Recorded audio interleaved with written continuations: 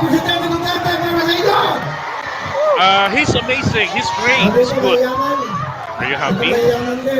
Tambalos Martin Romualdez. Hindi sumasayaw, mayaman. Ako! Ako sumayaw, kailangan na kailangan. He's good.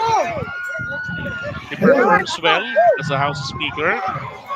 Nakumpara naman ni Duterte, kitigong natin noon, na may isang, teka,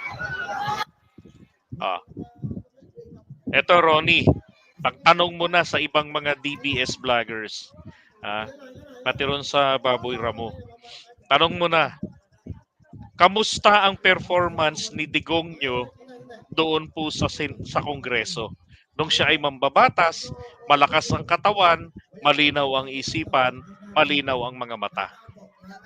Bakit ni isang I move? Wala man lamang tong ganong record. As in, nada, zero, tapos pinaka-absinero. Ang nabash noon si Manny Pacquiao. Diba? Pero noon palang panahon niya, 1998 hanggang 2001, Diyos ko, si Daddy Diggs pala.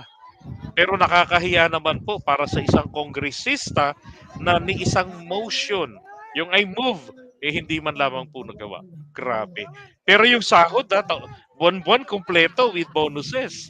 Ay God, nakakahiya naman, ano? Lugin-lugin naman ang mga tao doon. Lalo na yung mga taga First District ng Davao City o ng Davao Region. Diba? Si Tambaluslos, yung nagsabing Tambaluslos, paramihan sila ng accomplishment. Sige nga. Diba? Sino nagpaganda ng Davao City? Hindi si Bibi Sara. Diba? Sino mas maraming achievement sa trabaho? Martin Romualdez. Bibi Sara, isa lang DepEd lang. Diba? Lagapak pa rin tayo sa kalidad ng edukasyon na hindi naman po mahirap makapag-produce. They can produce because annually, yung mga estudyante natin nag-graduate. So yung taon niya, turuan sila ng tama. Gawin silang skilled. Diba? Ba't hindi nagawa? Ang malus-lus. Ay, incompetent. Ganun lang naman yan eh.